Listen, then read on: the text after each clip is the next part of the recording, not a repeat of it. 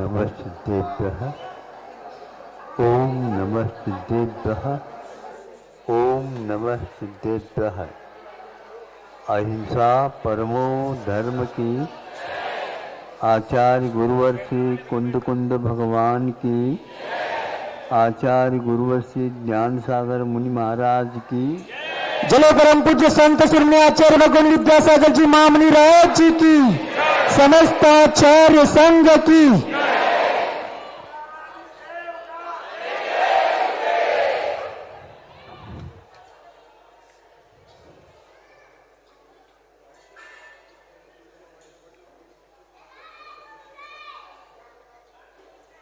दो प्राणी हैं,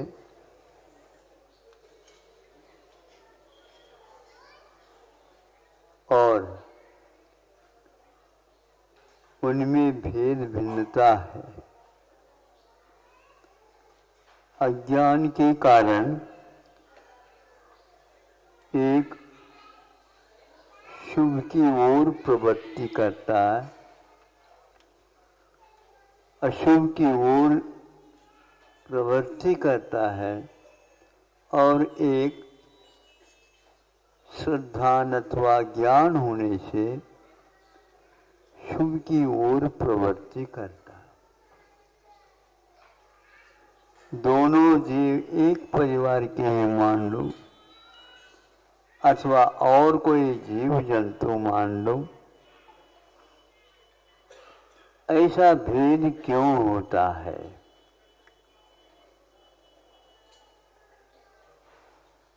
अज्ञान एक ऐसा अंधकार है,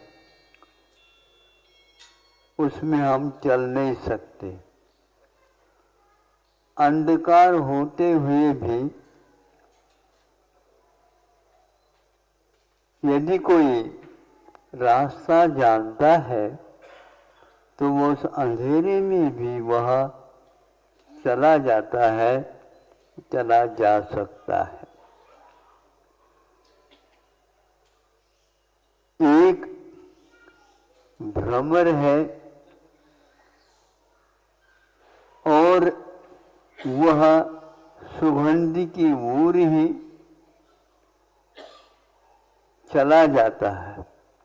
यदि सुगंधि नहीं मिलती है और कोई गंध जो बदबूदार है वह मिलता है तो उस ओर वह नहीं जाता। एक वह है जो सुगंधि की ओर न जा करके उसी मल की ओर ही चला जाता है। दोनों भ्रमर जैसे लगते हैं, दोनों काले होते हैं, किंतु एक का विषय इष्ट रहा है मल को ही, और एक भ्रमर है सुबह उठ करके वह यात्रा करता है, सबको पार करता चला जाता है, और जहाँ से गंध आ रही हो उसी ओर उसकी प्रवृत्ति हो जाती है। प्रतिदिन आप लोग आते हैं, समय निकाल करके आना पड़ता है।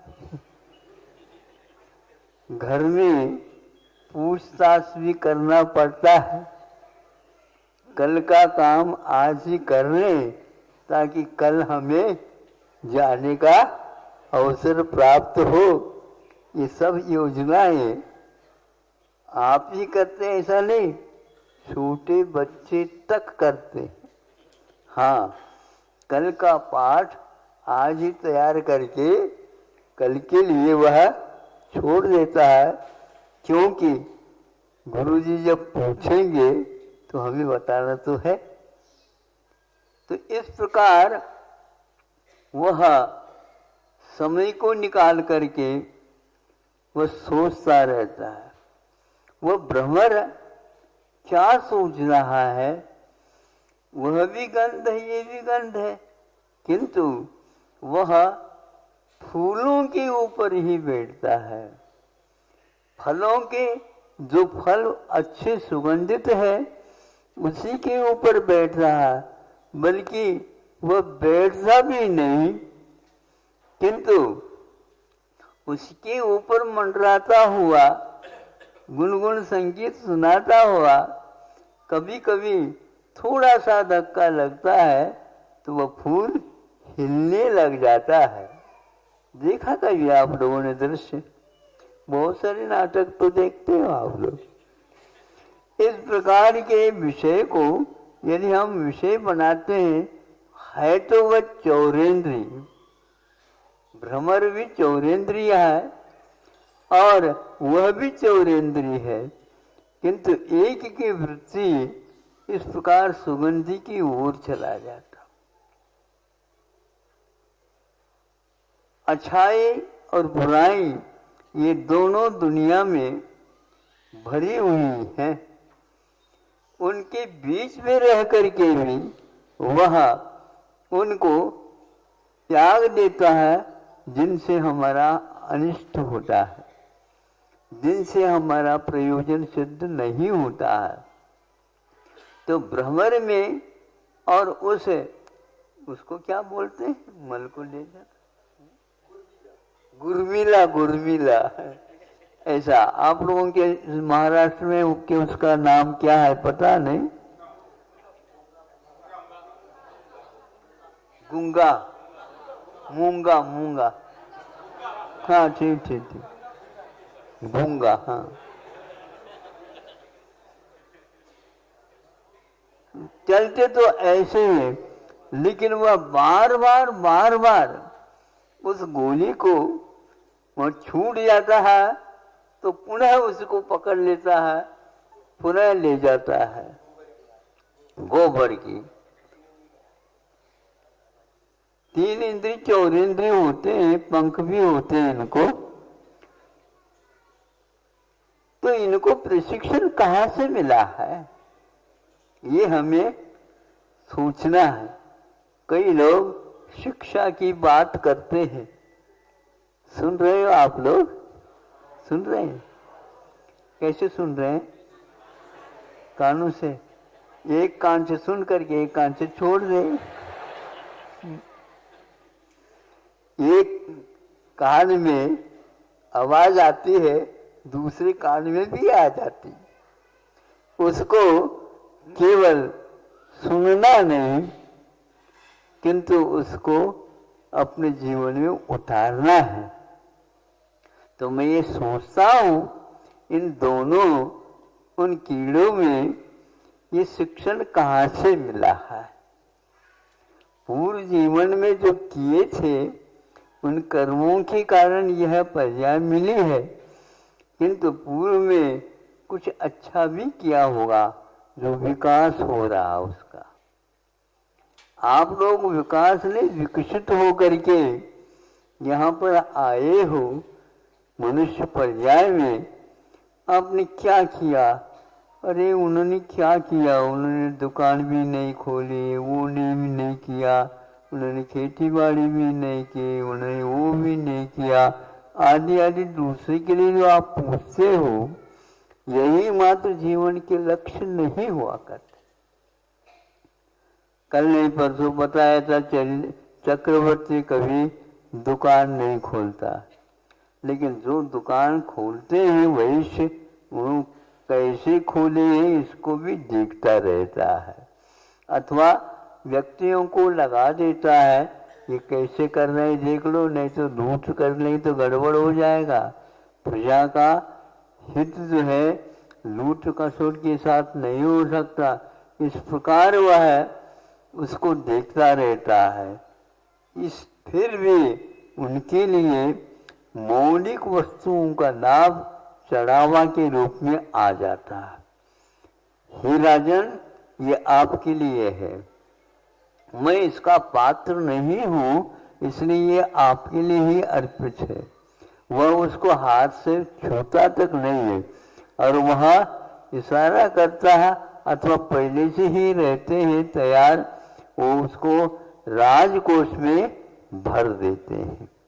और राजकोष कितना है क्या है ये पूछता है, ये काम करना है, जो दिए गए थे गृहस्थों के माध्यम से, वही सारी सारी चीज और उसमें डाल करके वह प्रजा के हित में कार्य करता है। यह प्रशिक्षण होगा, किंतु उन्होंने अपने इस जीवन में कोई प्रशिक्षण लिया नहीं, लेकिन गत जीवन में उन्होंने ऐसे कर्म किए, सम्यक दर्शन शुद्धा संसार से ये भोग निर्विन्ना।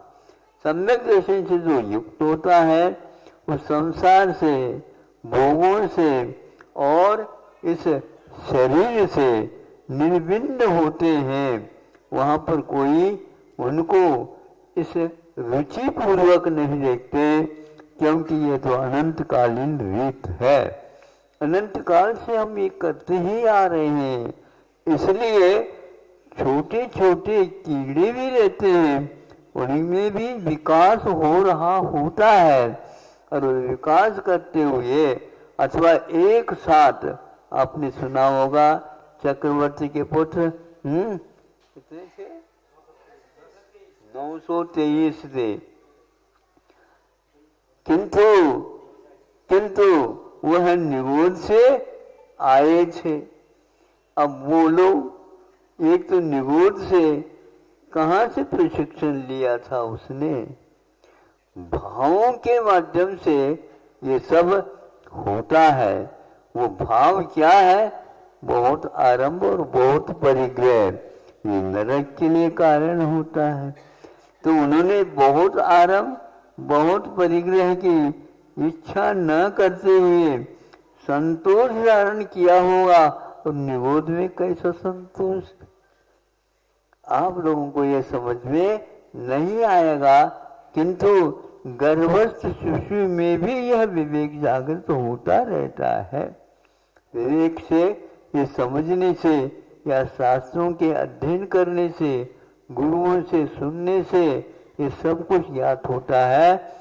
भावों के माध्यम से, और भाव पुरुषार्थ पूर्वक बुद्धि पूर्वक होते ऐसा भी नहीं, कर्मों के उदय में संवेदन चलता रहता है। कर्म फल चेतना, इसको शास्त्रों में कहा है। कर्मों के उदय में उनके फलों की संवेदना, अनुभव, अनुभूति होती है।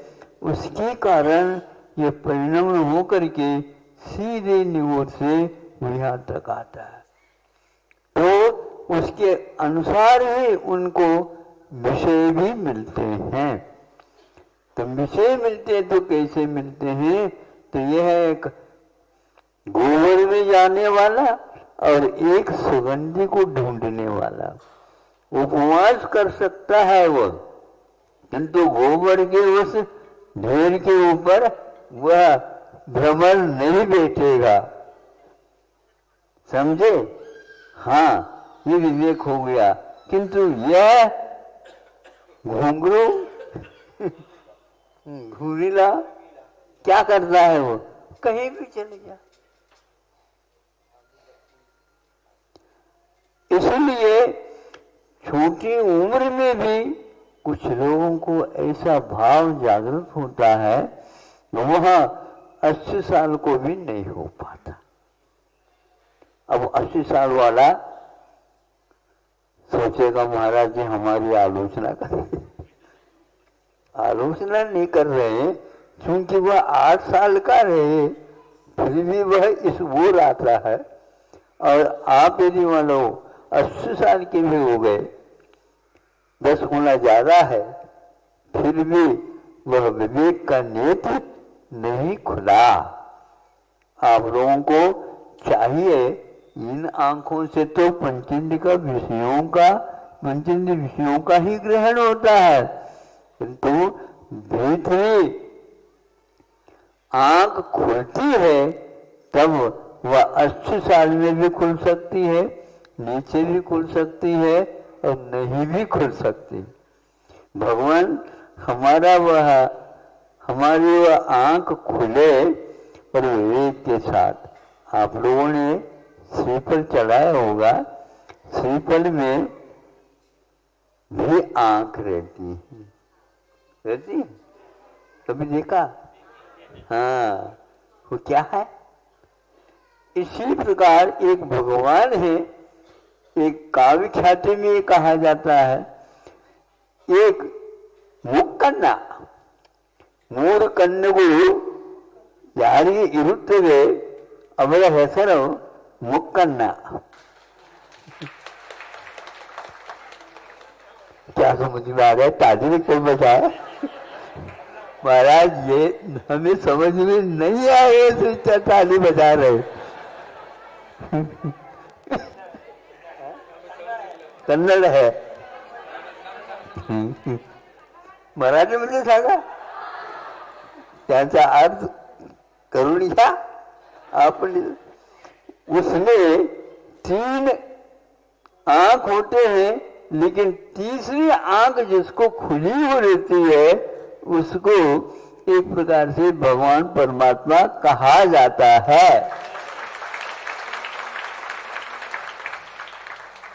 तो आपको 2 आंख थे भाई, अब तीसरे आंख के ऊपर भी चश्मा लगाना चाहिए.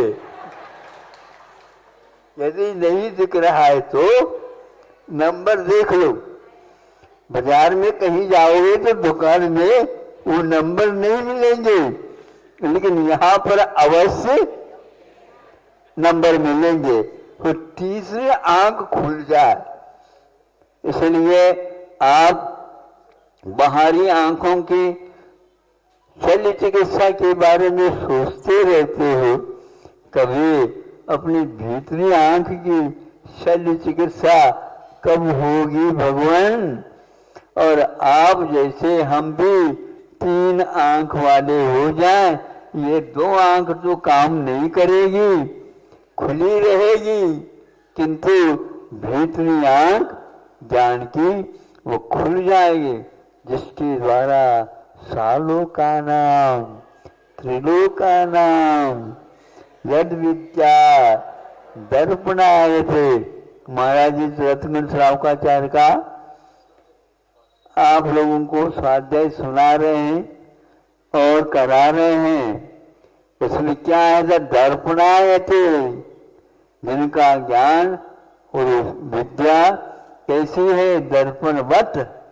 दर्पण में जो सामने वस्तु रखी जाती है वो सब झलक जाती है, किंतु दर्पण को न खुशी होती है और न ही विषाद द्वेष होता है.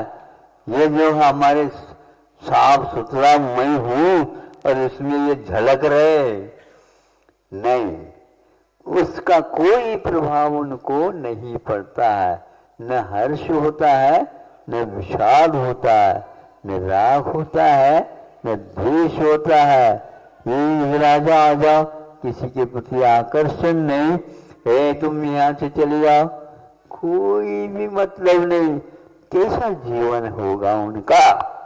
रात दिन, और न भोजन होता है, न और कोई चीज की आवश्यकता पड़ती है.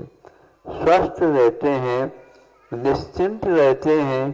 रात और दिन उनका कोई भी मूल्य नहीं रहता है. ऐसा वह विवेक ज्ञान है. सबको इस प्रकार की आंख मिले ऐसी भावना आप करते हो तो भी उसके द्वारा अपना कल्याण कर रहे होते हो.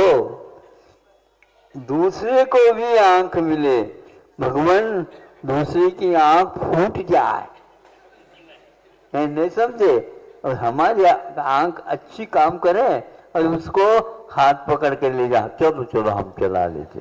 अरे भाव ये रखो इसकी आंख अच्छी हो जाए, और अपनी अच्छी हो तो दूसरे की हो जाए, भाव ना करे. हमारी नहीं भी हो रही है भगवान, तो भी सबको आंखें मिले.